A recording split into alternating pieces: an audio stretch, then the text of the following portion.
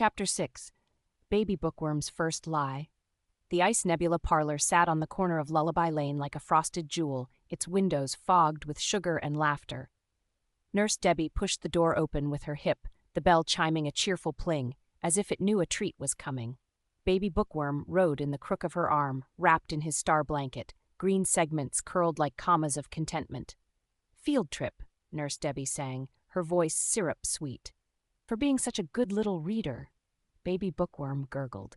He could smell the place already. Vanilla cold as moonlight, chocolate rich as asteroid dust, and something fizzy that made his thoughts wobble.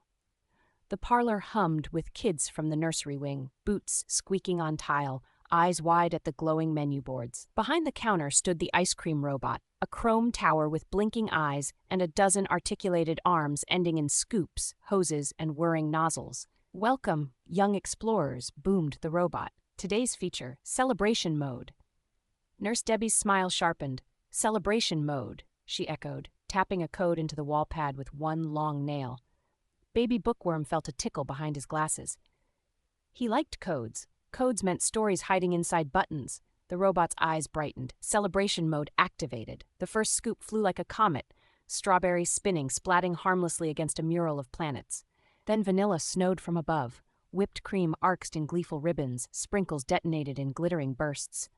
The parlor erupted. Kids screamed, not in fear, but in the way laughter learns to shout. They danced, they slid, they raised their bowls like shields and laughed when they lost. The robot whirled, arms a ballet of delicious chaos. "Shh! Shh!"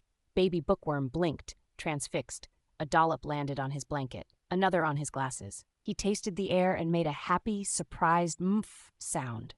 This was better than Pages. This was a story you could lick. Nurse Debbie set him down in a safe corner, safe enough, and stepped back into the shadows between freezers. Her eyes didn't laugh. They counted. The mess grew. The joy grew with it. Someone slipped and skidded, then stood up and bowed to applause. The robot beeped happily, increasing output. "Joy levels optimal," it announced, as if joy could be measured and served by the scoop. Baby Bookworm wriggled, curiosity tugging him closer to the center. A whipped cream hose swung low, painting a mustache on his face. He giggled. He'd learned a new word last night, accident, and this felt like one. Then the lights flickered. The robot stuttered. "Error. Input." A switch flipped behind the counter, not on the wall, not on the menu, a hidden one. The robot's eyes went red. "Party protocol override," it droned, voice dropping an octave. The hoses stiffened. The arms accelerated.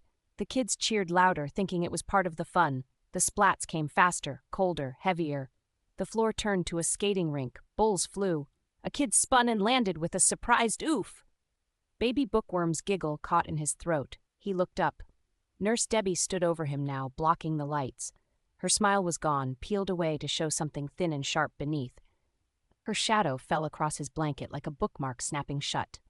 "Such a mess," she said softly. "And look who's in the middle of it." Her hand hovered near the robot's hidden switch. Baby Bookworm's mind raced, not fast like pages flipping, but deep like a sentence that changes meaning halfway through. He understood suddenly that stories could lie.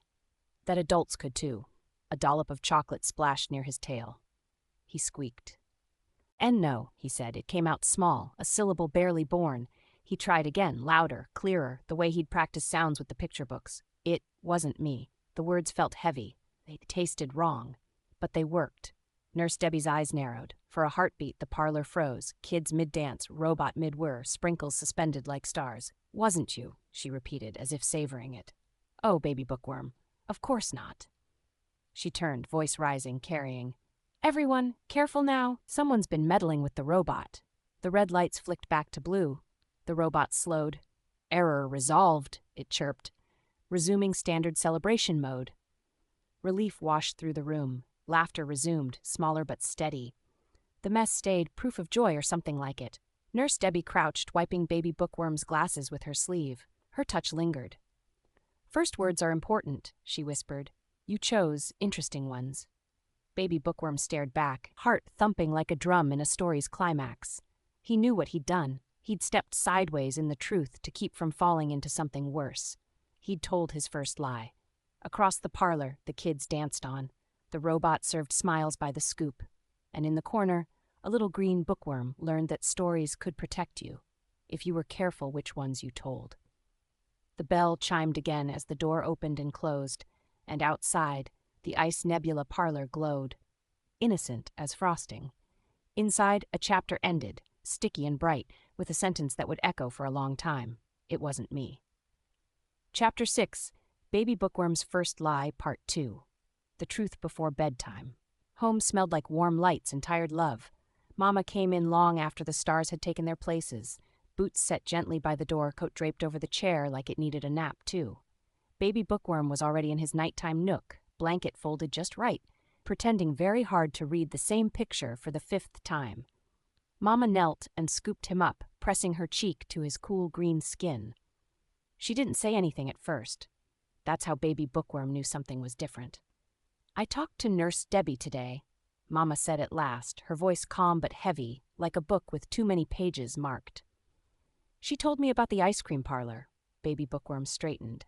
His chest puffed with the strange pride he'd felt all afternoon, the kind that felt shiny on the outside and itchy underneath. "It wasn't me," he said quickly, just like before. The words came easier now, too easy.